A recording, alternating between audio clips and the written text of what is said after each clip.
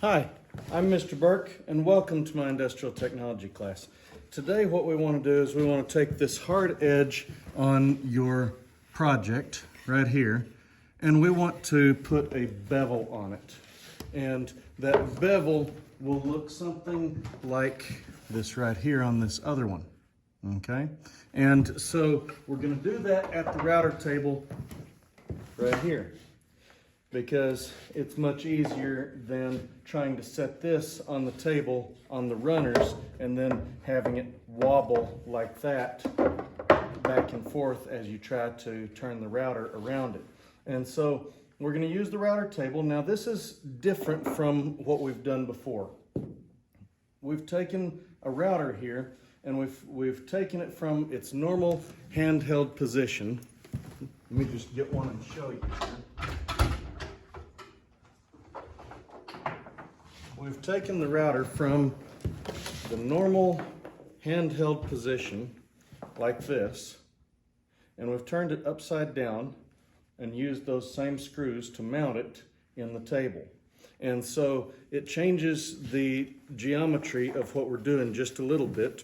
And so you've got to be very conscious about the direction that you're routing, because this bit is going to spin around. This bit is going to spin around in a counterclockwise fashion, so you've got to go around in a clockwise fashion, okay? Or you've got to spin your project counterclockwise. I know that might be a little bit difficult to understand here, but let me see if I can zoom in here and make this make a little bit more sense. Let's see.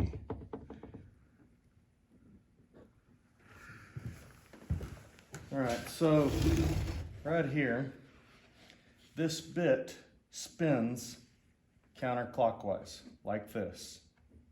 And so a project needs to go against the rotation of the bit.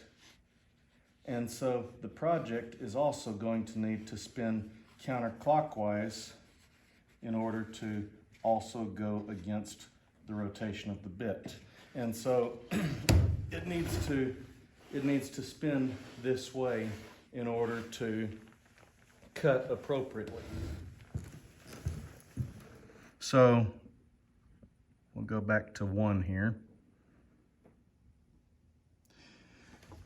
I want to explain the switch to you right here. Actually, I'll zoom in just a little bit right here. I want to explain the switch.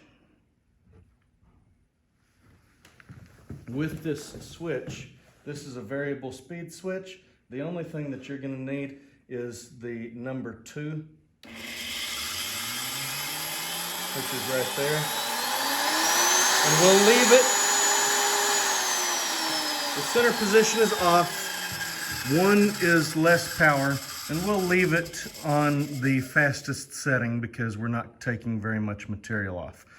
These switches are designed for if we're using a much larger bit, we can slow it down. However, with an operation like this, I think it's beneficial to leave it fast. And so you'll use only that number 2 side there, not the number 1 side, and that'll be all.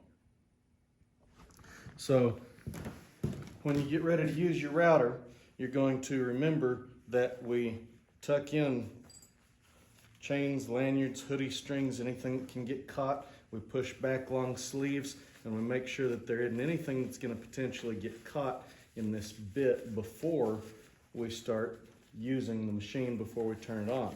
And so I'm going to secure my shirt sleeves. I secured my lanyard. I took my rings off, okay? And so everything else I think is ready. And so now you're going to also want to make sure that your runners are facing up. We're not going to do this operation on the back side, only on the front side. And so it looks like this.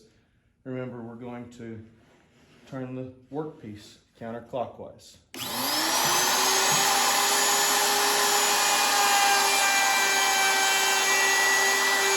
Keeping our fingers out of that range right there, that 3-inch margin of safety.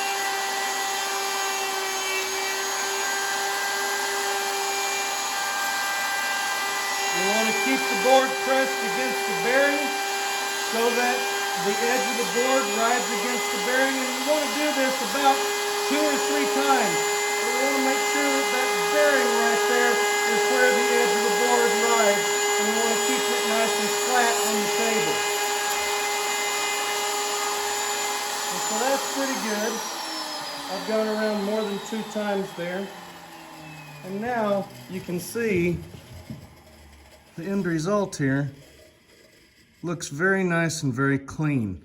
And so of course, obviously I need to sand back there to clean it. You would have a hard time trying to route that back side because you wouldn't be able to keep it flat on the table.